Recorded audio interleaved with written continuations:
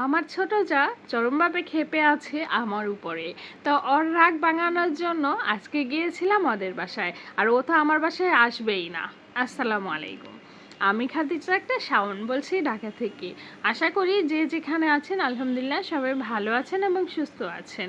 আলহামদুলিল্লাহ আপনাদের সবার দোয়ায় আমরাও ভালো আছি এবং সুস্থ আছি। আর আজকে যাচ্ছি আমার ছোট দেবরের বাসায়। তো ওর বাসায় আমার অনেক দিনই হয় যাওয়া হয় না। আমি নাকি ওদের বাসার রাস্তাঘাট গলি সব ভুলেই গিয়েছি। তো কি আর করব, তো হুট করে প্ল্যান করলাম যে ওর বাসায় থেকে ঘুরে আসি।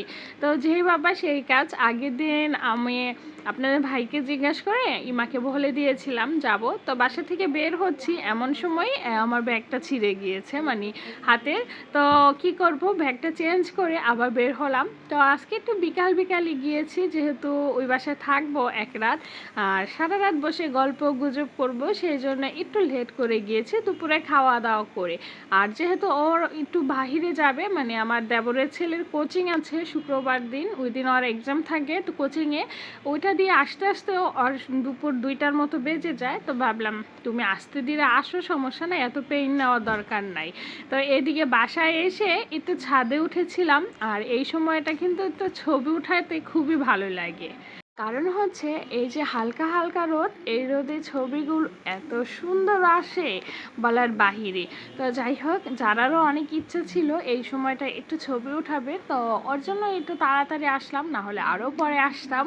তো ছবি ওঠানোর পর একটু আমি ভিডিও করলাম। আবার এই যে ওরাও খেলা করতেছিল, কারণ নিচে না গরম লাগতেছিল, কিন্তু ছাদে একটু বাতাস আসে, তো বাতাসটার জন্য খুবই ভালো লাগতেছিল। তো আমরা আরেকটু সময় অপেক্ষা করেছিলাম, একটু গল্প করলাম ছাদে বসে। তো যাই হোক, এইদিকে গল্প করতে করতে বাচ্চাদের সাথে একটু খেলা হচ্ছে, বাচ্চারা খেলাধুলা করছে, কারণ যারা ছায়রা তো সবসময় একা একা থাকে। একটু খেলাধুলা করলে খোলা আকাশ, মানে খোলা জায়গা পেলে ওরা খুবই ভালো লাগে ওদের কাছে। আর আকাশটা এত সুন্দর ছিল। তো যাই হোক, এইদিকে আবার আজান দিয়ে দিবে, সেজন্য আবার নিচে নেমে আসলাম। তো আসার পর আজকে নাস্তার আয়োজন করেছিল, তো ইমা আরও অনেক কিছু করতে চাইছিল, মানা করেছি সেমাই রান্না করার জন্য, কারণ ও সেমাই রান্না করবে আর আমি তো এত মিষ্টি পছন্দ করি না।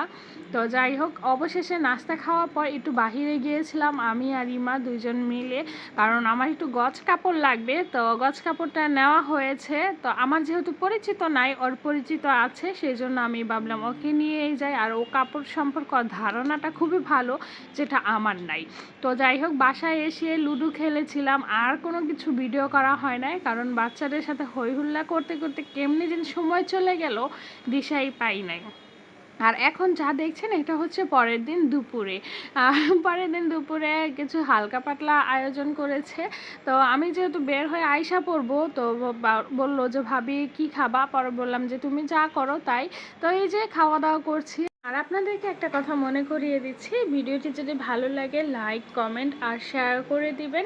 আর এ পর্যন্ত যারা যারা ভিডিওটি দেখছেন আপনাদেরকে অনেক অনেক ধন্যবাদ। আর কে কোথা থেকে ব্লগটি দেখছেন একটু জানাবেন। তো আজকের মতো বিদায় নিচ্ছি, সবাই ভালো থাকবেন, সুস্থ থাকবেন, আল্লাহ হাফিজ, আসসালামু আলাইকুম।